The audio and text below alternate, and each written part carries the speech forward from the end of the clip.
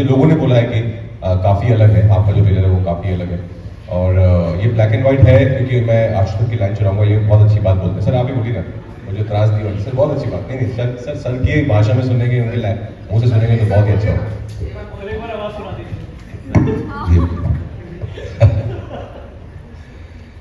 जो black and white film बनाई है उसके पीछे सिर्फ एक ही कारण है कि जो भी हमारे जीवन की त्रासदी होती है, आपदा होती है या विभीषिका होती है, जिसे हम अंग्रेजी में ट्रेजेडी कहते हैं, वो कभी भी रंगीन नहीं होती, वो हमेशा श्वेत या श्याम होती है। अगर आप देखेंगे तो जैसे बिग बैंग जब हुआ था तो हमें ये कहा जाता है कि धरती पर पहले गहन अंधकार था और फिर एक धमाके के साथ प्रकाश हुआ। तो जब उस आप ब्लैक एंड व्हाइट जोन से बाहर निकलते हैं तब कहीं हमारी और आपकी जिंदगी सतरंगी होती है, रंगीन होती है। तो हम जो भीड़ में बात कर रहे हैं वो बात कर रहे हैं उस विभीषिका की जिसके अंतर्गत पूरी मनुष्य जाति, वह मनुष्य जिसने धरती ही नहीं चंद्रमा से लेके मंगल से लेके तमाम ग्रहों को अपने कदमों के नीचे रख लिया हो या अपने हाथ में पकड़ लिया हो, उस शक्तिशाली मनुष्य को उस कोरोना वायरस ने अपने घरों में 4x4 के दायरे में सिमटा कर रख दिया था।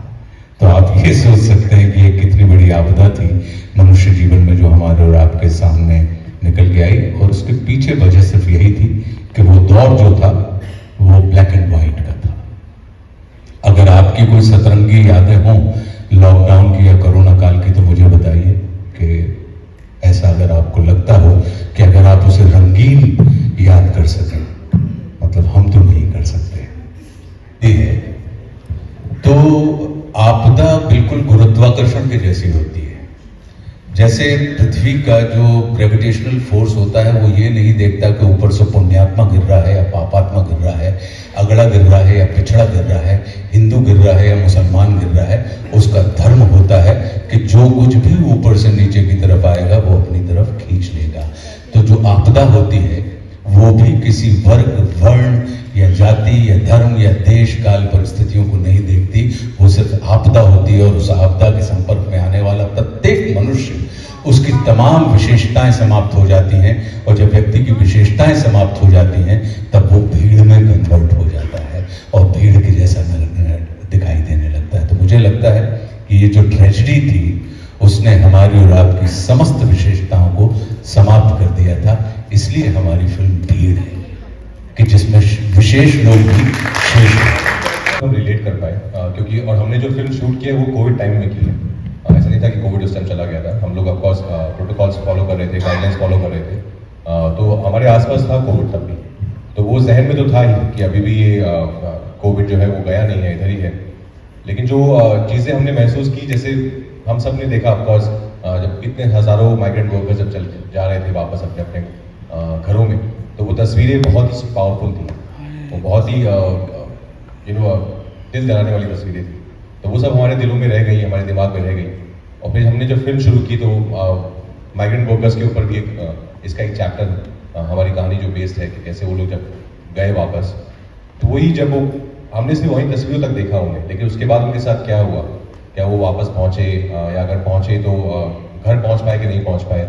तो उसी के चलते अनवर सर ने एक फिक्शनल कहानी बनाई है इन फिक्शनल किरदारों को लेकर, जो एक जंक्शन पर मिलते हैं। कहानी एक दिन की है, वहाँ पर ये मिलते हैं और फिर इनके साथ क्या क्या होता है। जैसे सर ने कहा कि ट्रेजेडी चल रही है पूरी दुनिया में, ग्लोबली, ऐसा नहीं कि सिर्फ हमारे देश में है।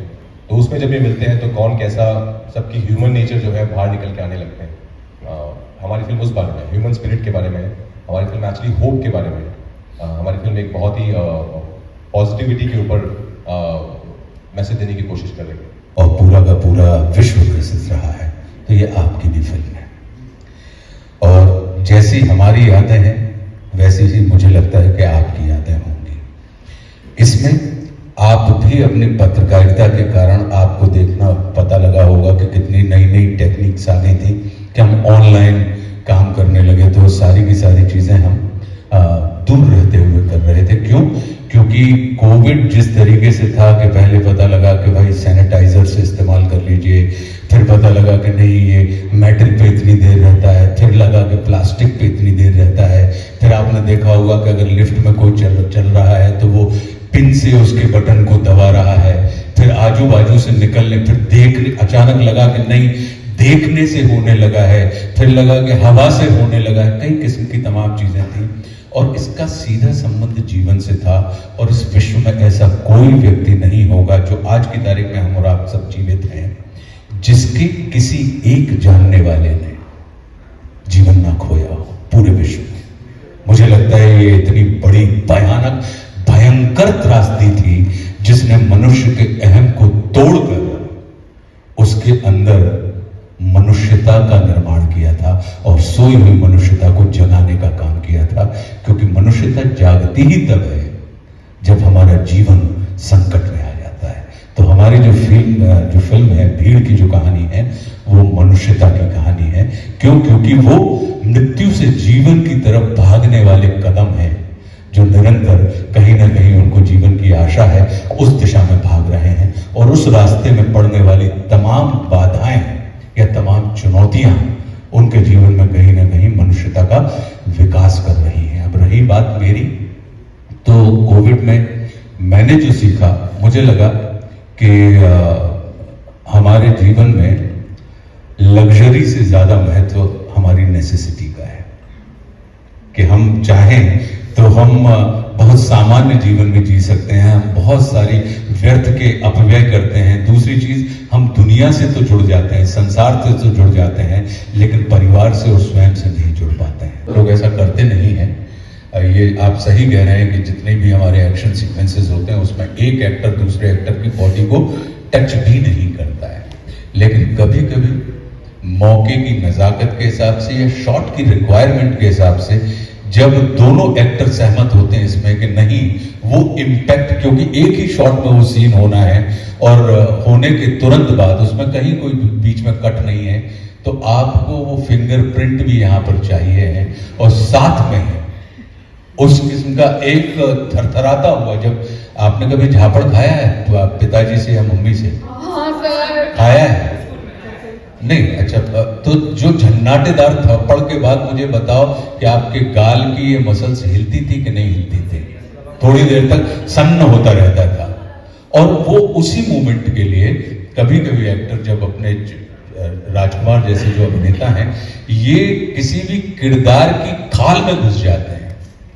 लोग बाल की खाल निकालते हैं, ये खाल में से बाल निकाल के फिर बाल की खाल निकाल के उसके अंदर घुसने वाले ये उतने निपुण अभिनेता है, तो उनके साथ तो ऑन द टोज रहना पड़ता है और फिर इनकी रिक्वायरमेंट को मुझे लगता है कि पूरा करने के लिए कभी कभी आपको उन चीजों को करना पड़ता है। लेकिन ये होती तब है जब दोनों अभिनेताओं की सहमति हो, क्योंकि अक्सर पिटने वाला इस चीज को इनकार करता है, पीटने वाला तो तैयार रहता है क्योंकि उसको मारना है।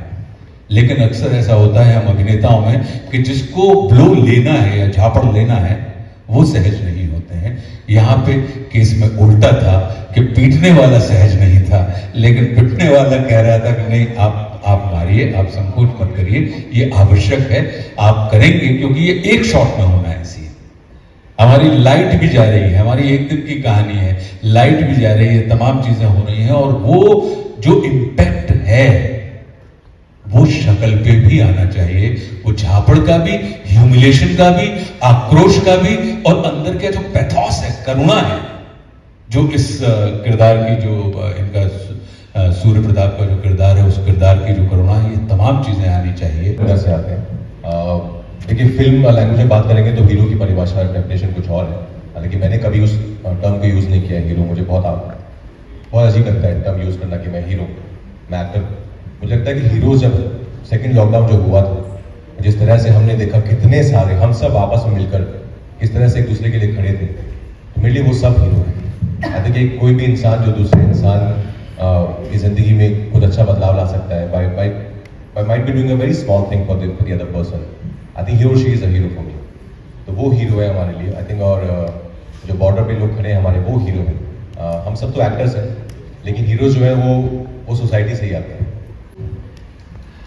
उस व्यक्ति को आप कहते हैं नायक, जो स्वयं से, जो स्वार्थ के नहीं परमार्थ के लिए काम करता हो, जो स्वयं के लिए नहीं संसार के लिए काम करता हो, जो खुद का हित नहीं जगत का हित देखता हो।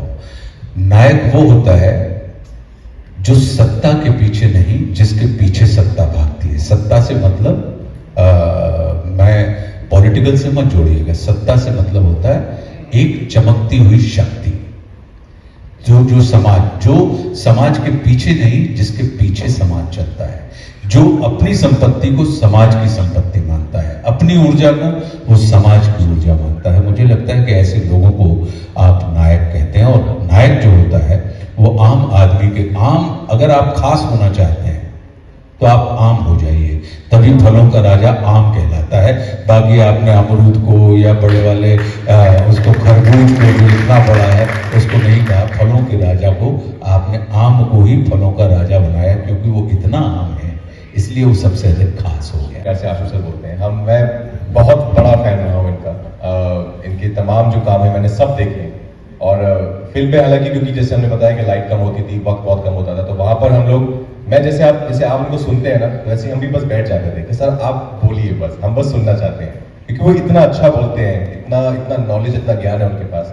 तो मैं एज ए स्टूडेंट उनके सामने बैठ के बस उनसे सुनते हैं हम लोग। स्पेशली जब ये और अनुभव सर साथ में होते हैं तो बस इन दोनों की बातचीत को आपको सुनना चाहिए, बहुत कुछ सीखने को मिलता है। एज एन एक्टर आप देखें कि इस फिल्म में आशु सर ने इतना अलग काम किया है ना, हमेशा अच्छा काम करते हैं, लेकिन इस फिल्म में आपको बहुत ही अलग आशुतोष राणा देखने को मिलेगा।